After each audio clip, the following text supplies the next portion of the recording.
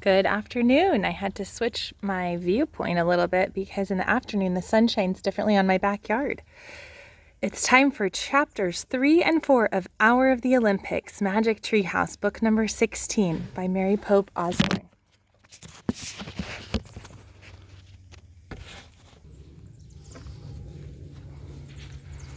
There's my daughter Hannah walking by with some golf clubs. She's in 6th grade. Okay, I discovered that since a lot of you haven't maybe read the Magic Treehouse books up to this point, that I would read to you what's called the prologue. It goes before the story, and it will catch you up on some of the things you missed while we were reading. There goes Hanson. My kids are playing outside. How about you today? And my daughter Haven gave me a gift of these little yellow flowers, so I hope you're finding gifts outside all around you.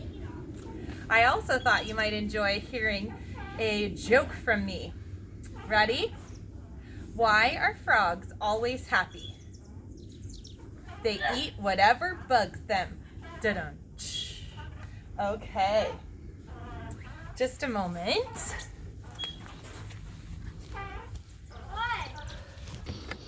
All right, there go the 1st grader and the 6th grader off to play.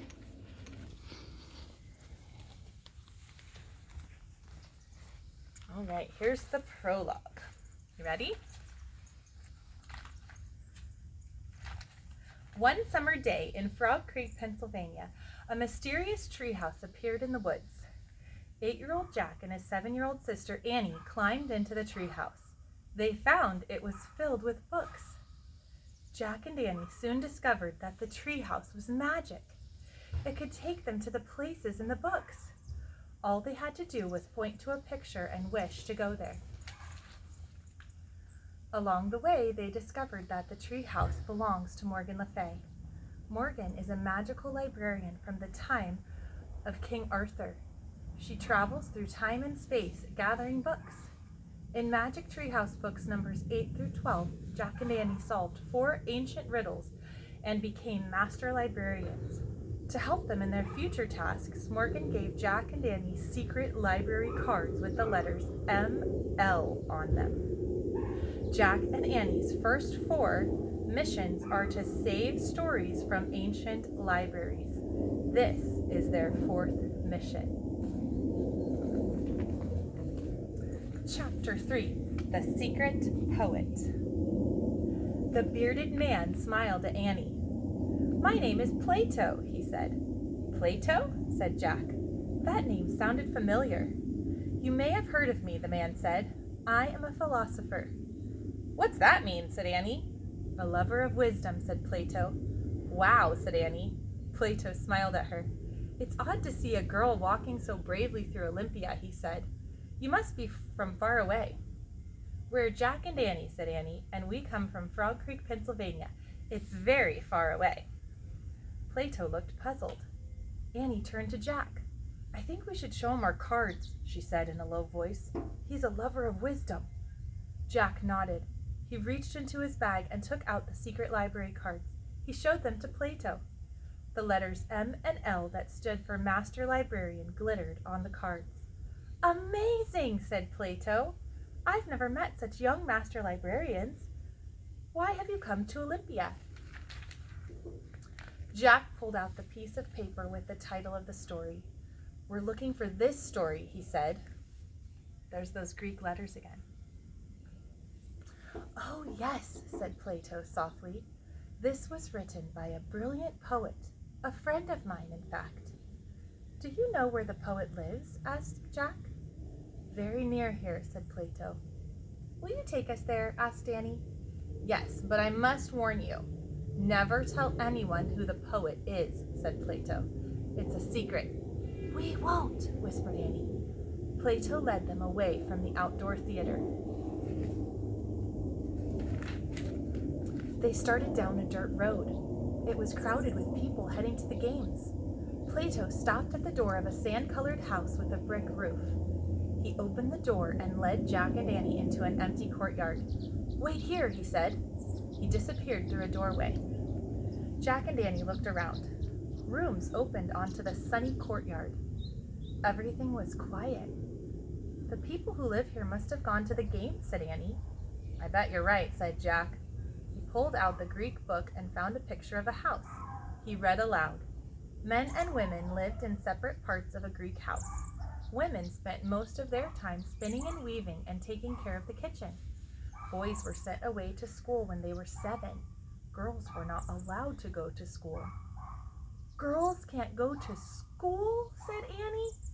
How do they learn to read and write? At that moment, Plato returned. With him was a young woman dressed in a long tunic with a colored border. She was holding a scroll. Annie smiled a big smile. Finally, she said, another girl. Jack and Annie, meet our secret poet, said Plato. Chapter 4, Not Fair. Not fair! There's an exclamation point, so I think I needed to read that with expression. Listen for italicized words. Are you ready? The young woman smiled at Jack and Annie. How did you learn to read and write? Annie asked.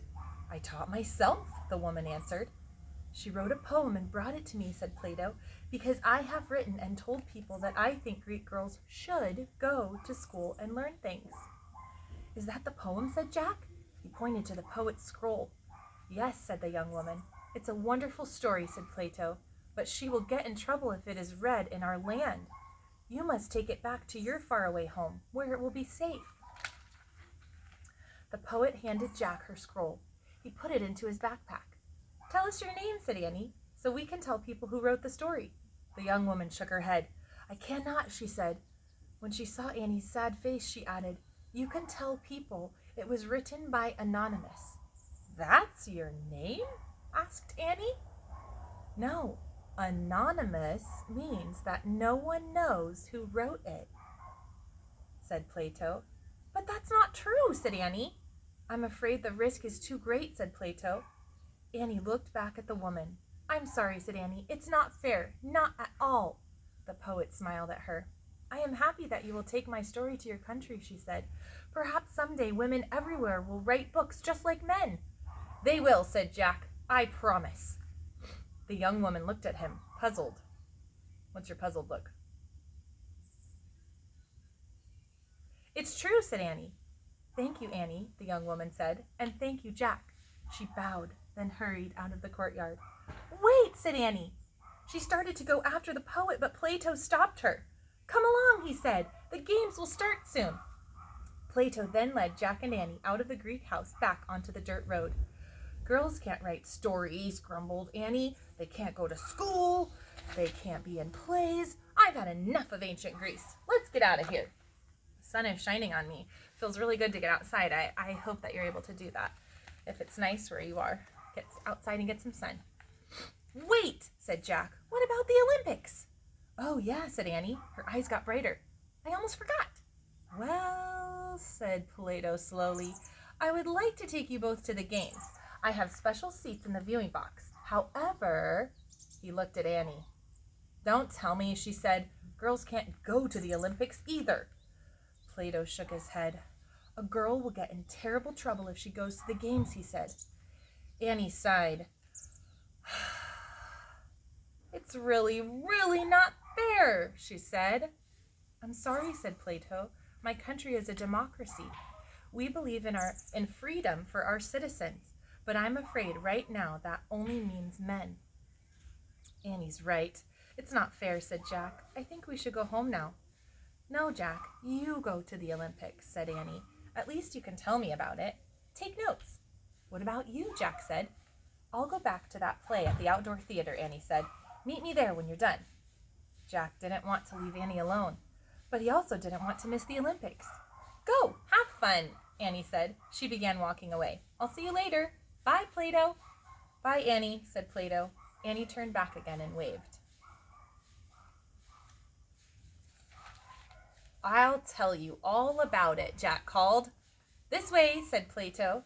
He and Jack turned and joined the crowd heading toward the Olympic grounds. Chapter 5 is called Hi, Zeus. Sentence in a word. Are you ready? And then I'll show you a few pictures we missed along these 2 chapters. This is the very first day of the games, Plato told Jack. The day of the chariot races. Looks like that might have something to do with the picture on the front as well in color. Oh, did you hear yesterday my son said, sorry guys, every day my second graders in my classroom would have to wait till the next day to find out the next 2 chapters. So you can imagine, make some predictions. What do you think is going to happen in the Olympic Games until my next read aloud? Do you think that Annie will be able to join the Olympic Games or no? I'll let you think about that, and I'll see you next time.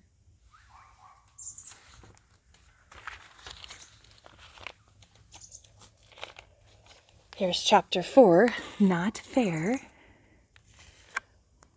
The picture is of Jack and Annie.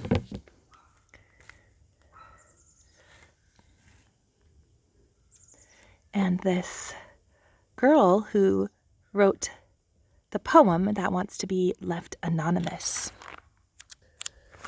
And then in chapter 2, here are Jack and Annie with Plato. And there's the Greek wording. Here's Jack and Annie on the cover. I'll see you next time.